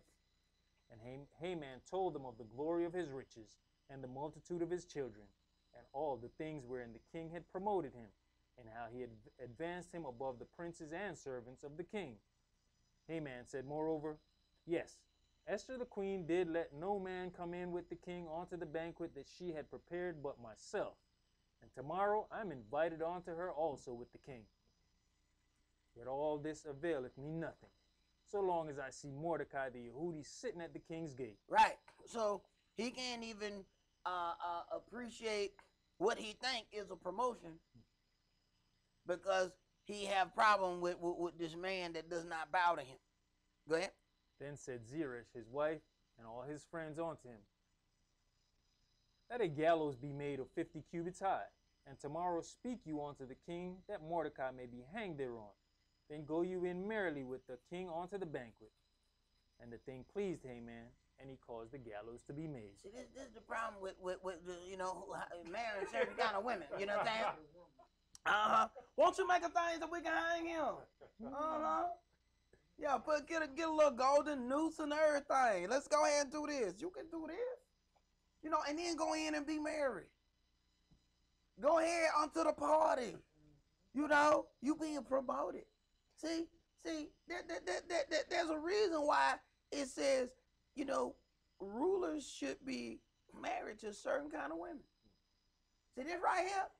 This is promoting some foul stuff. How King David knew to marry Abigail was she talked him out of he was finna kill Nabal and everybody in the house. When she came and talked to him, he said, you have caused me not to avenge with mine own hand. The counsel you have given me is wise. And he backed off. As soon as Nabal was dead, he said, go get that woman. Go get that. She available. See, they follow things, saying? A wife is bound to her husband as long as he lives. When as soon as he was dead, it was like she is available right now. That he was in the ground when at 4:59. At 5:01, I need you to be standing now. Brother standing there by the door. I would have got here sooner, but go ahead. On that night could not the king sleep, and he commanded to bring the book of records of the Chronicles, and they were read before the king. And it was found written that Mordecai had told of Bigthana and Tirish, two of the king's chamberlains, the keepers of the door, who sought to lay hand on the king Ahasuerus. Now, the doing that he did not get credit for. See, sometimes we want credit at the wrong time. See, had he gotten credit earlier, he would have already gotten paid for the good deed. Now it's time to get paid for the good deed because your life depends on it. What good is you getting a chariot if your head if you hanging from the gallows? You know what I'm saying? But that's a fine car he left behind. That is a fine car. I must ride in that chariot as soon as they get his head and everything off that noose up there. Right. Go ahead. And the king said, What honor and dignity has been done to Mordecai for this? Then said the king's servants that ministered unto him, There's nothing done for him. And the king said, Who is in the court? Now Haman was come into the outward court of the king's house to speak unto the king to hang Mordecai on the gallows that he had prepared for him. And the king's servant said unto him, Behold, Haman stands in the court. And the king said, Let him come in. So Haman came in, and the king said unto him, What shall be done unto the man whom the king delights to honor? Now Haman thought in his heart, To whom would the king delight to do honor more than to myself? He surely can't want to promote nobody but me. Surely he talking about me. This is how Yahweh set up people and expose what's in their heart. What can be done? What you think ought to be done? He don't know he's speaking for his sworn enemy. Who he has sworn is his enemy. Because he think it is for himself, Yahweh does this. I have seen this with my own eyes. Yahweh do this of things I cannot discuss. Where people will think that that particular thing is for them, and the whole time Yahweh is doing that for somebody else. But he gonna use your words to do it. Go ahead. And Haman answered the king, For the man whom the king delights to honor, let the royal apparel be brought with the king's youth, which the kings used to wear, and the horse that the king rides upon, and the crown royal which is set upon his head. Now he can already see himself with this stuff. You know what I'm saying? Let the royal apparel be brought unto him, which the king used to wear, and the horses the king would ride is on, and the crown royal. He is already, boy.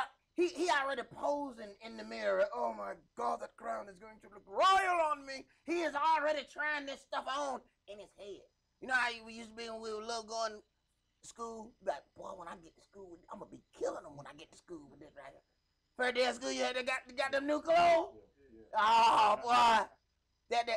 Them clothes were ironed early. Your mama didn't never had to tell you, baby, you need to iron your clothes for tomorrow. They already ironed, mama. That new outfit, it's ready. It's ready. I already got the socks sitting in the shoes. You know what I'm saying? That's when you know a brother ready, right? Oh, he ready. Go ahead. And let this apparel and horse be delivered to the hand of one of the king's most noble princes, that they may array the man with all whom the king delights to honor. Yeah, let one of the noble princes do this for this man. So make sure it's somebody noble to come and do this for me. I mean for him, whoever you're talking about that is. Go ahead. And bring him on horseback through the street of the city, and proclaim before him, Thus shall it be done to the man whom the king delights to honor. Then the king said to Haman, Make haste, and take the apparel and the horse, as you have said, and do so even to Mordecai the Yehudi, that sit at the king's gate. Let nothing fail of all that you have spoken. Yeah, all that stuff you said, go do that to that dude you hate. Right. Go ahead. Then took Haman the apparel and the horse, and arrayed Mordecai, and brought him on horseback through the street of the city, and proclaimed before him, Thus shall it be done unto the man whom the king delights to honor. And you know, this is thoroughly pissing him off. Not only did he have to do it, but then he got to go and pronounce it all around. Thus shall it be done for the man. Right. See, he thought that was for him. But this is our same thing Yahweh did to Dawid. He asked him a very open question. A man came in, a rich man, you know, he would kill this poor man's one little ewe lamb. He didn't even take none of his stuff. Dawid uttered the judgment. Then he said, oh yeah, by the way, that man was you. Go ahead. But even in this situation, the king don't know about his indignation, but Right. many of the people do. Right. Now you got to walk around with this man who you done told people, hey, I got a problem Right. with him. Right. Yeah, you know, they already getting ready. Hey, we're gonna kill him. We're gonna kill him on 13, right? We're gonna kill him on 13. Wait a minute, man. Ain't that dude we supposed to be killing? Hey, we're supposed to be killing him and his people.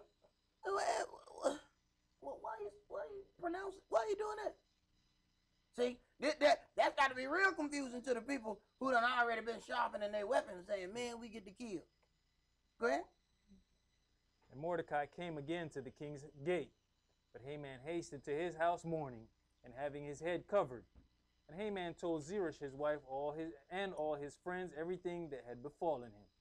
Then said his wise men and Zeresh his wife unto him, If Mordecai be of the seed of the Yehudis, before whom you have begun to fall, you shall not prevail against him, but shall surely fall before him.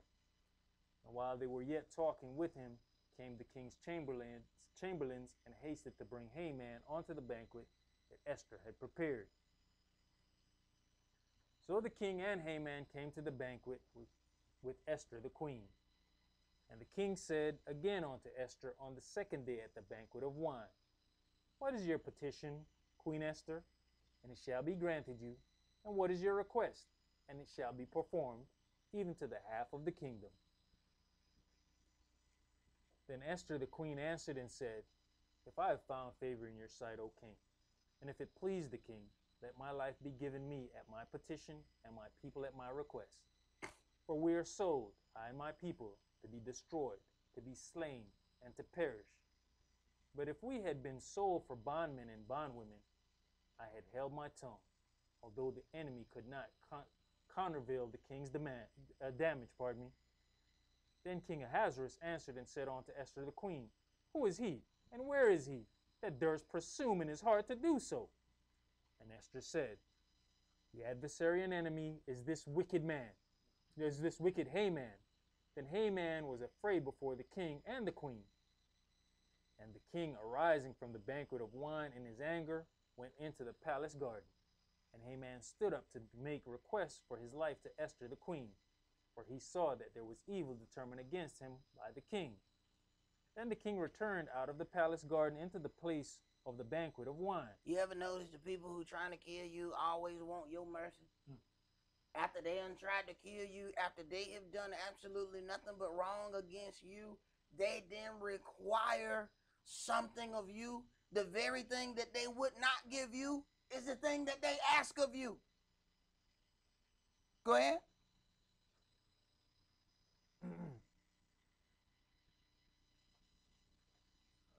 And Haman was fallen upon the bed wherein Esther was. Then said the king, Will he force the queen also before me in the house? He done got that. He done. Oh boy, that when you know you in a bad situation. Oh boy, this situation ain't good now. You just gonna take it? You gonna take it? What on me? You gonna take it? You know? Oh man, no, it's down here, brother. It's down here. Ain't no coming back. Ain't no coming back. Go ahead. As the word went out of the king's mouth, they covered Haman's face. And Harbonah, one of the king's chamberlains, said before the king, Behold also the gallows 50 cubits high, which Haman had made for Mordecai, who had spoken good for the king, stand in the house of Haman. Then the king said, Hang him thereon. Right. See, this is one of those things, you know, it's hard within the midst of something to see that Yahweh has your back, you know. But all of these things are then being put together. They are being set to have this person destroyed, to do all of these things. Yet all of the things that they have put into place is going against him. When he has to sit there and pronounce all of these things for this man that he hates, then turn around and builds this thing so he can hang the man, and now he gets hung on. Go ahead. Then was the king's anger pacified. On that day did the king Ahasuerus give the house of Haman, the Yehudi's enemy, unto Esther the queen. And Mordecai came before the king, for Esther had told what he was unto her. And the king took off his ring, which he had taken from Haman, and gave it unto Mordecai. And Esther set Mordecai over the house of Haman. And Esther spake yet again before the king, and fell down at his feet, and besought him with tears to put away the mischief of Haman the Agagite, and his device that he had devised against the Yehudis. Then the king held out the golden scepter toward Esther. So Esther arose and stood before the king. So then when you deal with these people, they have long hatred against the children of Israel because of Israel displacing them. So then when we don't do what we're supposed to do, those little bitty pockets of hatred grow to power and come back against us. Had we done what we were supposed to do and never ended up in captivity, we wouldn't have to deal with these things. But see, now we got issues from long way off, things that happened long time ago. See, But people will tell you to forget, but people don't forget what happened to them. They'll talk that stuff to you, but they don't forget it. So we're talking about generations later. They like, oh, we're going to kill them Jews. Oh, we're going to kill them. We're going to kill them. So they ain't letting nothing go. They just waiting until the time that they have power. And that's what you find. You watch people and how they act when they have power. They are reckless and evil with the power until the power change hands. And then it's your turn to rule. Then they want to persuade you to be righteous and loving and merciful. What was that? What was all that when you had power? I missed that mercy part. Go ahead. And said, if it please the king, and if I found favor in his sight, and the thing seem right before the king, and I be pleasing in his eyes, let it be written to reverse the letters devised by Haman, the son of Hammedatha the Agagite, which he wrote to destroy the Yehudis which are in all the king's provinces. For how can I endure to see the evil that shall come unto my people? Or how can I endure to see the destruction of my kindred? Then the king Ahasuerus said unto Esther the queen and to Mordecai the Yehudi, Behold, I have given Esther the house of Haman, and him they have hanged upon the gallows, because he laid his hand upon the Yehudis. Write you also for the Yehudis, as it likes you, in the king's name, and seal it with the king's ring. For the writing which is written in the king's name, and sealed with the king's ring, may no man reverse. And this is why when you go to the courthouse, you see a thing with a stamp or a seal on it. This is where it come from, the seal of the king's ring. They just dip it in ink, boom, put it on there. They see the seal, they know it is an official document. That's why the documents that come from a courthouse look like that. Go ahead. Then were the king's scribes called at that time in the 3rd month, that is, the month Sivan, on the 23rd day thereof, and it was written according to all that Mordecai commanded unto the Yehudis, and to the lieutenants, and the deputies, and rulers of the provinces which are from India unto Ethiopia, and 127 provinces, unto every province according to the writing thereof, and unto every people after their language, and to Yehudis according to their writing, and according to their language. Right. So all these different people that speak different languages upon the places that he rules over, all of them are then hearing this. Go ahead. And he wrote in the king Ahasuerus' name, and sealed it with the king's ring, and sent letters by post on horseback, and riders on mules, camels, and young dromedaries. Wherein the king granted the Yehudis which were in every city to gather themselves together, and to stand for their life, to destroy, to slay, and to cause to perish all the power of the people and province that would assault them, both little ones and women, and to take the spoil of them for a prey. So, because this thing went on for a while, see, this is one of the things that I end up telling people. There's some bad things. There's some bad things that have to happen to you so you can see the heart of the people that are around you. Once these things have come to pass, now all of these people that are so eager to kill the children of Israel have shown their hand. See, when everything is going good, everybody your friend. See, before my elder died, I had some people around me that I thought they were my man 50 grand. I mean, my son, my soda cracker, my chewing tobacco, my nick, they don't get no blocker. You understand what I'm saying to you? I mean like that. My elder died. I started going through some things. Everything was shown. Who the fake friends were, all of that. See, because it appeared, and some of them were even kind of by, strange way, family members, they even turned. Because it looked like at that point, I had lost all the power that I had in that organization. So they turned. Yahweh allows those things so you can see the heart of the people who are standing around you. At the end of the day, Yahweh restored and gave me even more than what he took away. But it was too late for those people that had already exposed who they were and what they felt in their heart. They can't go back and unsay those words. They can't go back and undo those deeds. See? So some of the very things that you think may be bad is the very things that Yahweh said, no. I'm finna cause these. Because see, otherwise there's some people who are never going to say what they really think about you until they think you all the way down. Go ahead.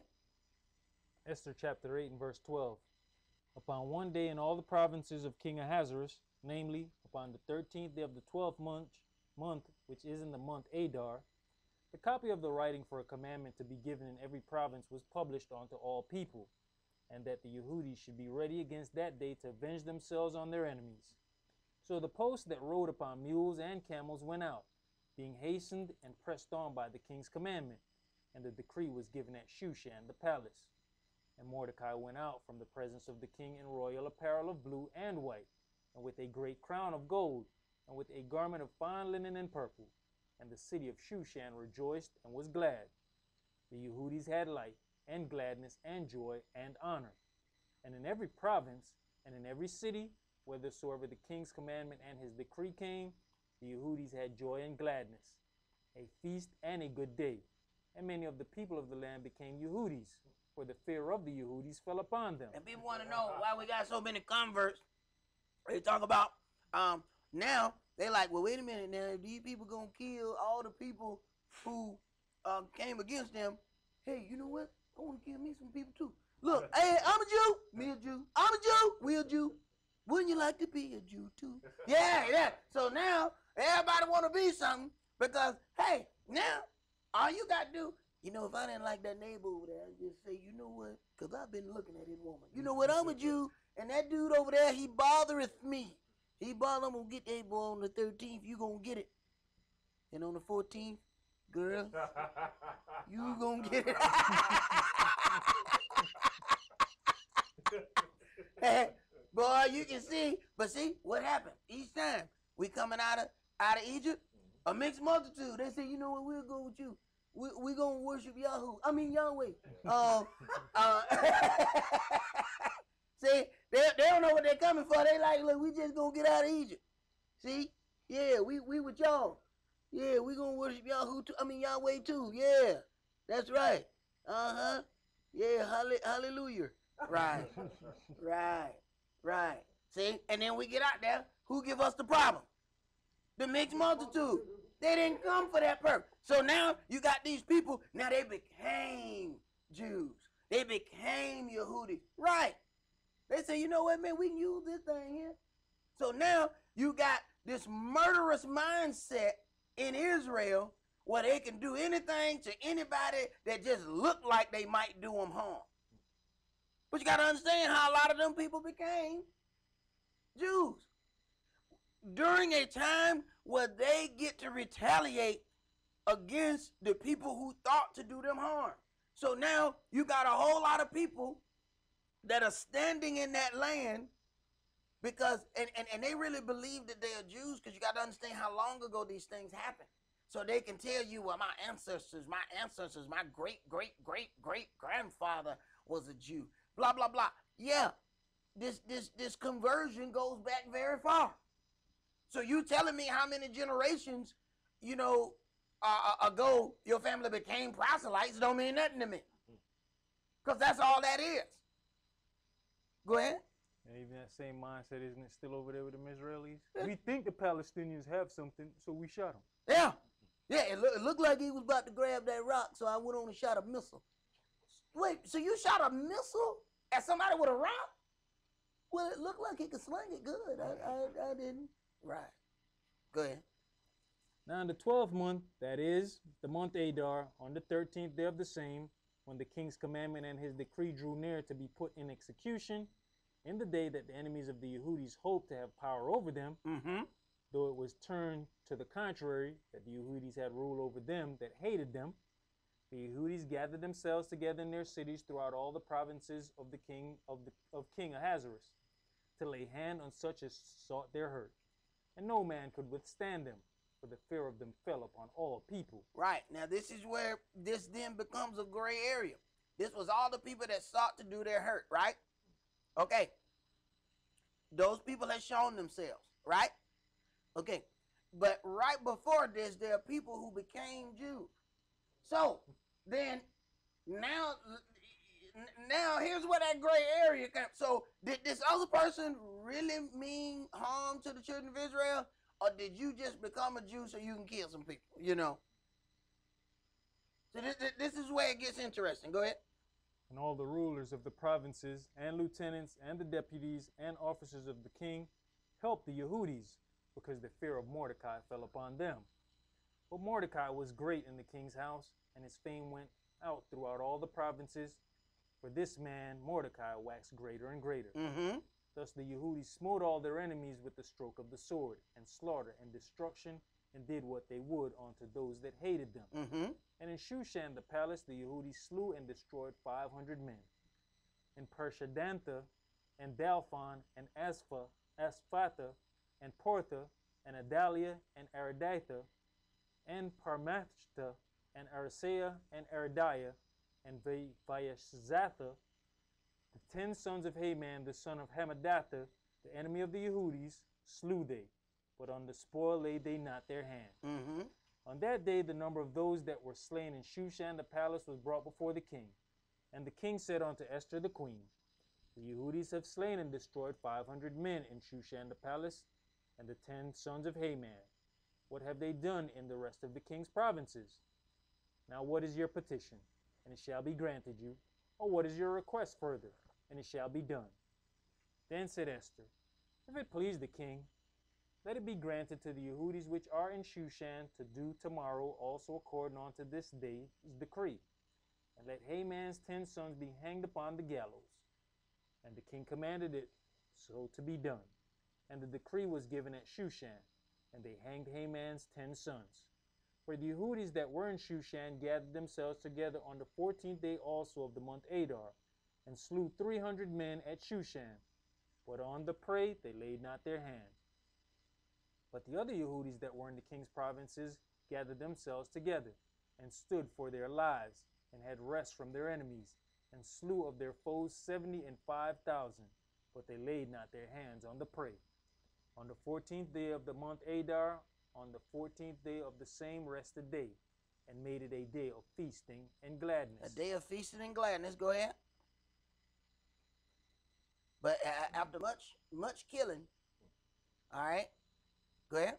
But the Yehudis that were at Shushan assembled together on the 14th thereof, and on the 14th thereof, and on the 15th day of the same they rested, and made it a day of feasting and gladness. You don't like that 13th word. I tell you, that brother said the 14th, and on the 14th. I don't know what it is that 13th was getting you, boy. I don't know. It must be anti-Jamaican word. I don't know what that. He don't like that 13th. Go ahead, bro. On the 13th day of the month Adar, and on the 14th day of the same rested day, and made it a day of feasting and gladness. But the Yehudis that were at Shushan assembled together on the 13th day thereof, and on the 14th day thereof, and on the 15th day of the same they rested, and made it a day of feasting and gladness. Therefore the Yehudis of the villages that dwelt in the unwalled towns made the 14th day of the month Adar a day of gladness and feasting, and a good day, and of sending portions one to another. Go ahead. And Mordecai wrote these things and sent letters unto all the Yehudis that were in all the provinces of King Ahasuerus, both near and far, to establish this among them, that they should keep the 14th day of the month Adar and the 15th day of the same yearly. So they should then have this feast of Purim, which is all about killing anybody that they thought was going to do harm. So you then have in this Jewish setup where there are some that don't even keep all the holy days that are in the Torah, but they'll make sure they keep Purim because it magnifies their murderous takeover of this land. So then they use this thing. So like there are certain and I was amazed to find that there were Jewish congregations that kept Passover but didn't keep nothing of Feast of Unleavened Bread.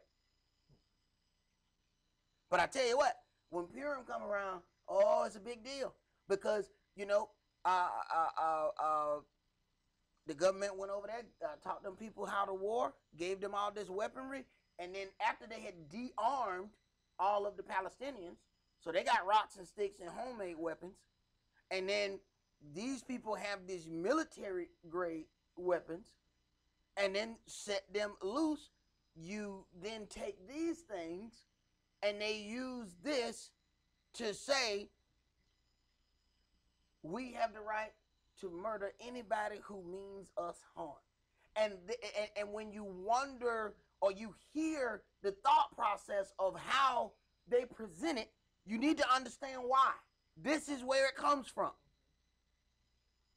You need to understand why. Or you don't, because see, what happens is a lot of people are just answering, Israel has the right to defend themselves. But they defend themselves when there ain't nobody did nothing to them. That's not called defense. See? That's not called. Defense is, I believe that you were going to do something to me. So then I did something to you, you know, because you were trying to harm me or about to harm me. Not, you know, I was looking at your land and the way I could put some tomatoes right there. You know what? You got to die. You definitely got to die. Because I could have a garden of cucumbers right there so nice in your living room. But I can't do it long as you living, so I got the key. I got the key. What is this? Purim comes from pure, which is what they said in the beginning, and the definition is to break or crush. So this is why they end up calling this, and what we read in the earlier part, it says in the days of Pur, then they have this feast of Purim. So this was set aside. This is not a day that Yahweh has ordained. Yahweh has given us his days by Moshe. Okay?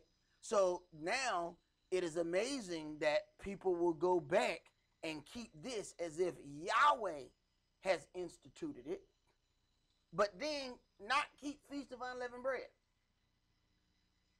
But they're going to keep this war thing, because you have to constantly be a people of war when you have gone into a land that nobody believes you should have. Nobody believes. It was like, okay, you suffered in Germany. Why didn't they give you land in Germany then? And if you, the children of Israel, how did you even get to Germany? How you even get there? Go ahead. But even with that, when you look at us as a people, a mixed multitude came out with us. Mm-hmm. These people just became Yehudis. Mm-hmm. Them people over there said, none of y'all coming close to us. You got it.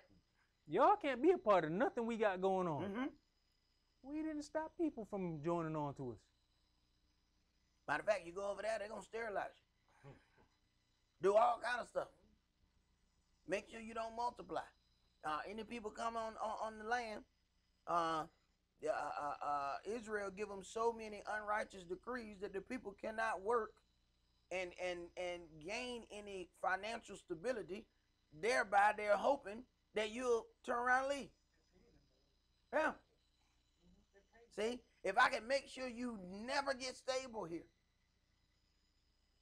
then as soon as the opportunity presents itself, you're going to get out of here. And that's what we want. Go ahead. Verse 22. As the day in wherein the Yehudis rested from their enemies, and the month which was turned unto them from sorrow to joy, and from mourning into a good day, that they should make them days of feasting and joy, and of sending portions one to another, and gifts to the poor. So now they got a Jewish Christmas. Now look, I mean, this got all the good things in it. Look here, man. We can do we can send gifts and we can kill people. This is wonderful. This is wonderful. This is wonderful. So I'm gonna put a bow on a bomb. You know what I'm saying? Right. Go ahead. And the Yehudis undertook to do as they had begun, and as Mordecai had written unto them, because Haman the son of Hammedatha, the Agagite, the enemy of all the Yehudis, had devised against the Yehudis to destroy them, and had cast Pur, that is, the lot, to consume them and to destroy them. But when Esther came before the king, he commanded by letters that this wicked device, which he devised against the Yehudis, should return upon his own head, and that he and his sons should be hanged on the gallows. Wherefore they call these days Purim, after the name of Pur. Therefore, for all the words of this letter, and of that which they had seen concerning this matter, and which had come on to them, the Yehudis ordained and took upon them, and upon their seed, and upon all such as joined themselves unto them, so as it should not fail, that they would keep these 2 days according to their writing, and according to their appointed time every year, and that these should be remembered and kept throughout every generation, every family, every province, and every city, and that these days of Purim should not fail from among the Yehudis, nor the memorial of them perish from their seed. Right. So now they're making this thing, oh, this is a very important thing to keep. It's important in captivity. Go ahead. And Esther the queen, the daughter of Abihail, and Mordecai the Yehudi, wrote with all authority to confirm this second letter of Purim. And he sent the letters on to all the Yehudis, to the 127 provinces of the king of Ahasuerus, with words of peace and truth, to confirm these days of Purim in their times appointed, according as Mordecai the Yehudi and Esther the queen had enjoined them, and as they had decreed for themselves and for their seed the matters of the fasting and their cry. And the decree of Esther confirmed these matters of Purim, and it was written in the book. All right. Well, that's all that we're going to do for tonight. Let's leave out with a prayer.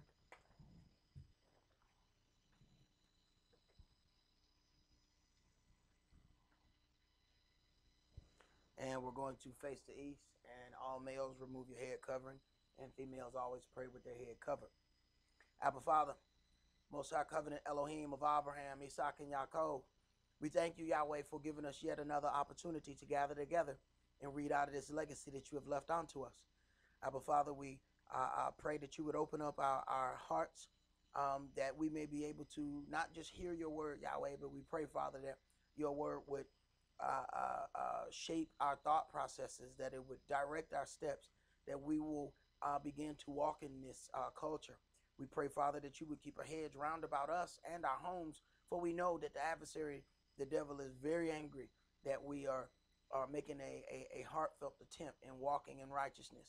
Yahweh, the only righteousness we know of is that what you show us. So we pray, Father, that you would open up unto us and show us what righteousness is, that we may be able to rightfully represent you and your holy and righteous Son in a holy and divine manner, oh Yahweh.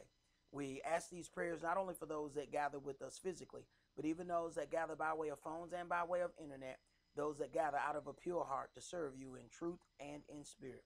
In Yahshua HaMashiach's holy and divine name we pray. Amen and hallelujah. Amen.